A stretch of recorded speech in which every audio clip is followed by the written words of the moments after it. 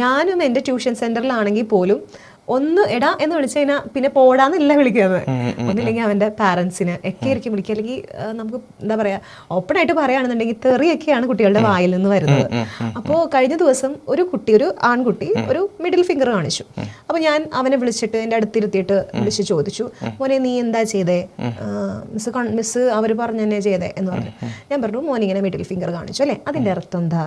ടീച്ചറിനോട് പറ, എൻ്റെ അടുത്ത് പറ, എൻ്റെ അടുത്ത് നിനക്ക് എന്താണെങ്കിലും പറയാലോ. ഇല്ല, പറയാൻ പറ്റില്ല.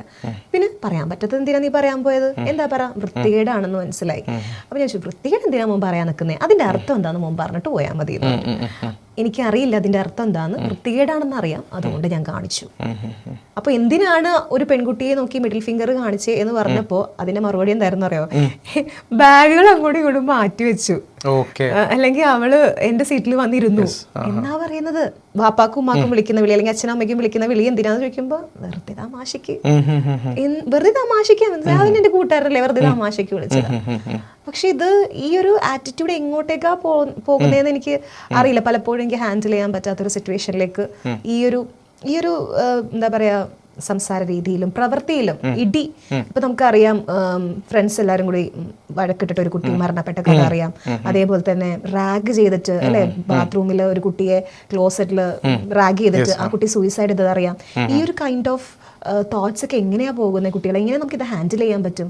ശരി, ഇപ്പോൾ വെച്ചിരിക്കുന്ന ഒരു ടോപ്പിക് എന്ന് വെച്ച് കഴിഞ്ഞാൽ, ഞാനൊരു അഭിപ്രായം പറയുന്നതിലൂടെ മാത്രം ചിലപ്പോൾ ഇവിടെ നിന്ന് എത്തിയെന്ന് വരില്ല.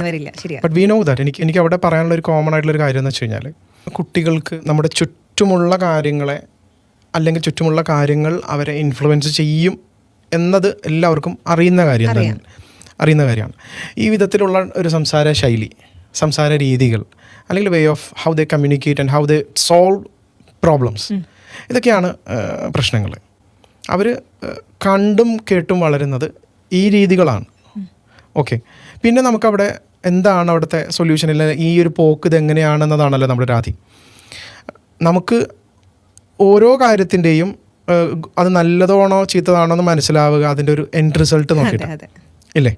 ഇപ്പോൾ പിന്നെ വിദ്യാഭ്യാസത്തിനെ കുറിച്ചിട്ട് ആളുകൾ എന്തുകൊണ്ടാണ് കൺസേൺഡ് ആകുന്നതെന്ന് വെച്ച് കഴിഞ്ഞാൽ, അതിനെക്കുറിച്ച് മാത്രം പാരൻസ് കൺസേൺഡ് ആകുന്നതിൻ്റെ കാര്യം റാദർ ദാൻ ഇപ്പോൾ നേരത്തെ പറഞ്ഞ പോലെ മറ്റുള്ള കാര്യങ്ങളെല്ലാം മാറ്റി വെച്ചുകൊണ്ടിട്ട് അയാൾ മോറലി, അയാൾ കൾച്ചറലി തന്നെ വളരെ മോശം പയ്യനാണെങ്കിലും if he studying, if he scoring something, they will forget all things. മറ്റുള്ള കാര്യങ്ങളൊക്കെ അവർ മറക്കും. അപ്പോൾ അറ്റത്തേക്ക് നോക്കുമ്പോൾ ജോലിയുമായിട്ട് ഈ വിദ്യാഭ്യാസത്തെ എന്ത് ചെയ്തിട്ടുണ്ട്? കണക്ട് ചെയ്ത് വെച്ചിട്ടുണ്ട്. ആ ജോലി കിട്ടുക എന്ന് പറഞ്ഞാൽ വിദ്യാഭ്യാസം വേണം, അതിൽ ഇത്ര മാർക്കുകൾ വേണം, സ്കോറുകൾ വേണം, കാര്യങ്ങൾ. അതുകൊണ്ട് അവർ ഭയങ്കര കെയർഫുള്ളാണ്. ഈ കുട്ടികൾ പോകുന്നുണ്ടോ, കൃത്യമായി പഠിക്കുന്നുണ്ടോ, അതിനെക്കുറിച്ചിട്ടുള്ള ആദ്യങ്ങൾ കാര്യങ്ങളൊക്കെ. But they are totally blind about these things. കാര്യം എന്താണെന്നറിയാമോ? അവർക്ക് അതേ ചൊല്ലിയിട്ടൊരു ലക്ഷ്യം അവർ കാണുന്നില്ല. അതായത് വിദ്യാഭ്യാസത്തിൻ്റെ കാര്യമാണെന്നുണ്ടെങ്കിൽ ഇനിയിപ്പോൾ നമുക്ക് അവർ ബ്ലെയിം ചെയ്യുക, സ്കൂളുകാരെ ബ്ലെയിം ചെയ്യാം, അല്ലെങ്കിൽ ഏറ്റവും ചുരുങ്ങിയത് പാവപ്പെട്ട ട്യൂഷൻ എടുക്കുന്ന ടീച്ചർമാരെ വേണമെങ്കിൽ അവർക്ക് ബ്ലെയിം ചെയ്യാം. കാര്യം എന്ന് വെച്ച് കഴിഞ്ഞാൽ അവർക്കത് സാധ്യമല്ലാത്തതുകൊണ്ടിട്ടാണ് ഈ പറഞ്ഞ കാര്യങ്ങളൊക്കെ എല്ലാവരും കൊണ്ട് അവരുടെ മേളിൽ കൊണ്ടിട്ട് എന്ത് ചെയ്യുന്നത്? ചുമത്തുന്നത്. ഓക്കെ, കാര്യം. പക്ഷേ അതല്ലാത്ത കാര്യങ്ങളുണ്ടല്ലോ, അത് അവർക്ക് ആരുടെ മേലും ബ്ലെയിം ചെയ്യാനായിട്ട് പറ്റില്ല.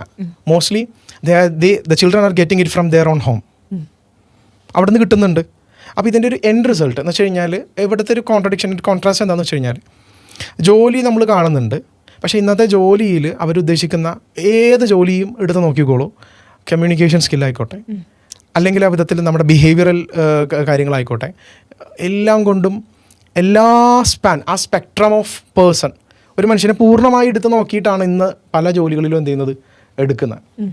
ബിഹേവിയറൽ ഇഷ്യൂസ് ഉള്ള, കമ്മ്യൂണിക്കേഷൻസ് പ്രശ്നമുള്ള, സ്ട്രെസ് ലെവൽ ഹാൻഡിൽ ചെയ്യാൻ പറ്റാത്ത ആളുകളെ ഇന്ന് ജോലിക്ക് വേണ്ട.